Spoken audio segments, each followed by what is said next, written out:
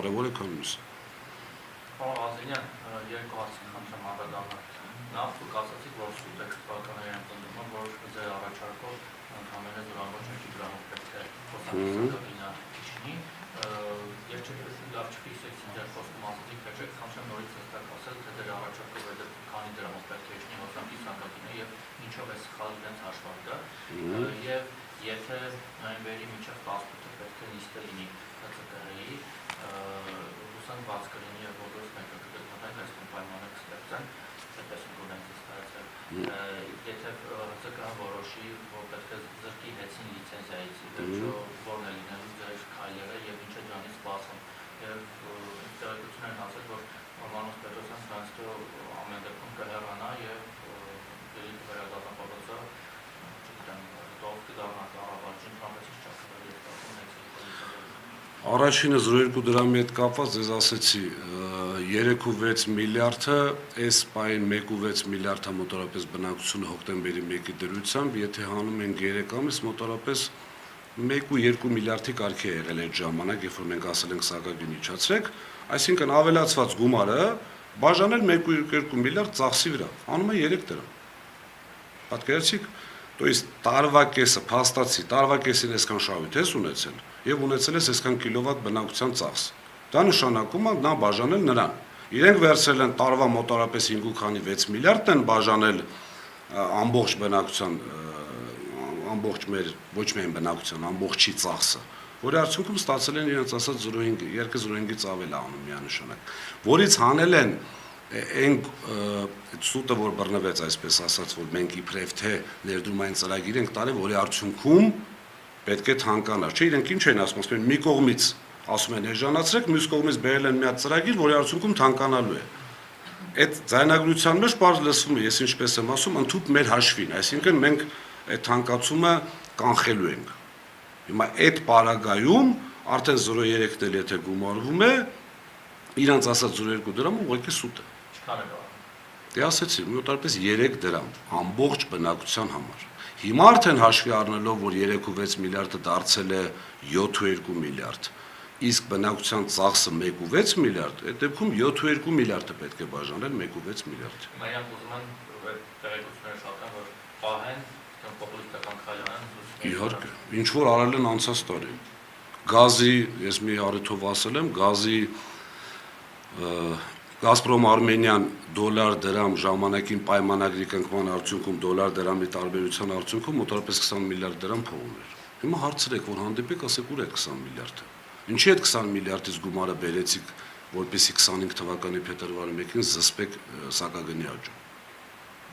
Եվ մյուս գումարն ինչ եք անելու։ Ես համոզված եմ, որ ընտրություններից առաջ հաշվի առնելով, որ բոլոր մեթոդների դիմելու են, բոլոր, որ իհարկե կարող կարճաժամկետ լինի իրենց համար։ Դիմելու են, որպեսզի բերեն այդ գազից, տեղից, որտեղից ուզում ա լինի, ինչքան գումար ուզում ավելացած լինի, բերեն սակագինի իջացնեն, ասեն, տեսեք, մեր կառավարիչն եկավ, սակագինի իջավ, ընտրեք մեզ։ Իսկ հեցի լիցենզիայի զրկելու մասով։ Հեցի լիցենզիայի զրկելու մասով դուք եք, չէ՞, երևի հարցում, ոնց որ դուք եք հարցում արել նիստի դահլիճի հետ կապված։ Ճիշտն ասած, այդ ինֆորմացիան մենք էլ ունենք, որ ինչ որ փոքր դահլիճում են ուզում անել, չենք ուզում ուղղակի հրապարակել, սպասելով տեսնենք ինչ կլինի։ Ես անցյալ անգամ առաջարկեցի, եթե դահլիճի խնդիր ունեն, մենք պատրաստ ենք մեծ դահլիճ տրամադրել, որովհետև չեմ ուզում 100% ասել, բայց իմ ինֆորմացիայով քաղաքացիները իրավունք ունեն լինել այդ նիստին։ Այսինքն բոլոր շահագրգիռ կողմեր, այնտեղ հանձնաժողովում հավատարմագրված ՀԿ-ներ կան, որը էլի զրոյացրեցին, այսինքն 4 ՀԿ, եթե չեմ սխալվում, տարեկան բյուջեից գումար են ստանում, հավատարմագրվում են սպառողների պաշտպանություն, կոնկրետ էներգետիկայի մասով։ Հիմա եթե կառավարությունը դա նախաձեռնեց, նշանակում է ՀԿ-ները չէին աշխատում։ ՀԿ-ները մեր հետ բազմաթիվ անգամ աշխատել են, բոլոր հարցերը փորձել են լուծել։ Այսինքն այդ նիստը պետք է լինի բաց, ընդլայնված եւ առանց ժամանակի սահմանափակման։ Մեր պահանջը դա է։ Ես էլ ձեզ եմ վստահում, հաշվի առնելով ձեր ճնշումը եւ ունակությունները, կարծում եմ այո կանեն, թե չէ չէին անել, իմ կարծիքով։ Ինչ վերաբերում է լիցենզիայից զրկելուց հետո կառավարչին, լիցենզիայից զրկելուց հետո այնտեղ 3 ամսյա ժամկետ կա բանակցություններ սեփականատիրոջի հետ, որի ժամանակ հանձնաժողովի նախագահ իրավունք ունի կառավարիչ նշանակելու, անգամ նույնին վերանշանակելու։ Ես անցած անգամ հայտարարեցի, որ իրեն շատ լավ է զգում կառավարիչը իր հանուն Հայաստանի Հանրապետության 6 թե 7 անգամ ավել աշխատավարձ է ստանում եւ շատ հարմարավետ է զգում, բայց երկրորդ սցենարը իմ չէ, սեփական Կարապետյան, հա։ Ես իշմեք մի անգամ հարցեցի։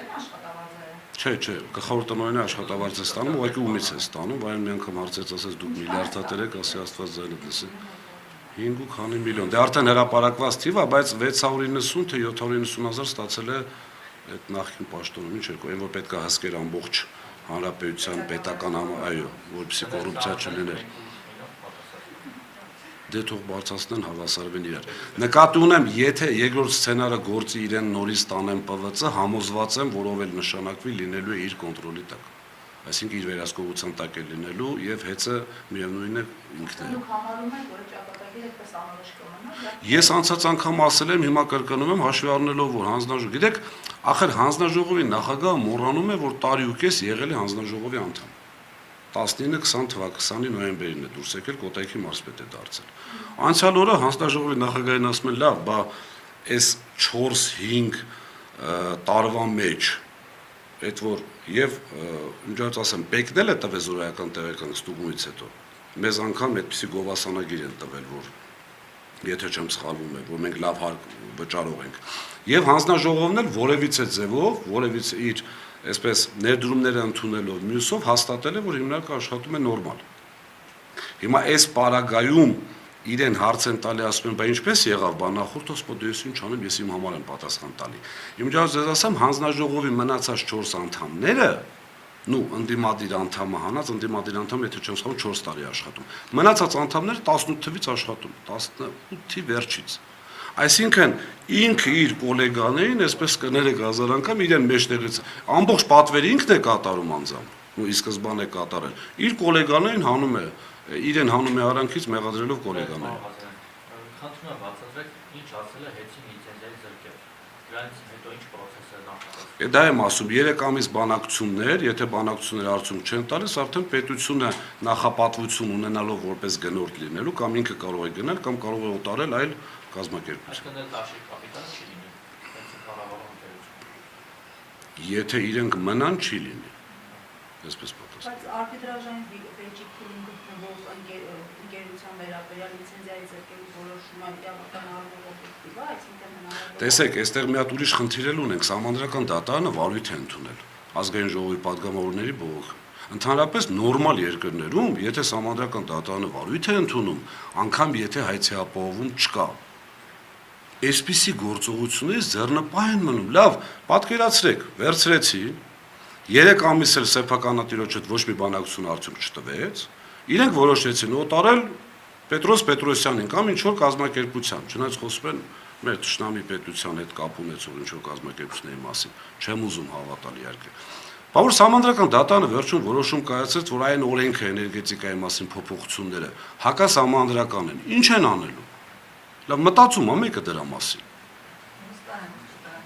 Դուք հավատում եք այն վարկածին, որ թշնամի պետության հնարավոր է վաճառեն այդ։ Ես ասեցի լսել եմ, բայց չեմ հավատում։ Չեմ ուզում հավատալ, այսպես ասեմ։ Կարող է խոսենք նաև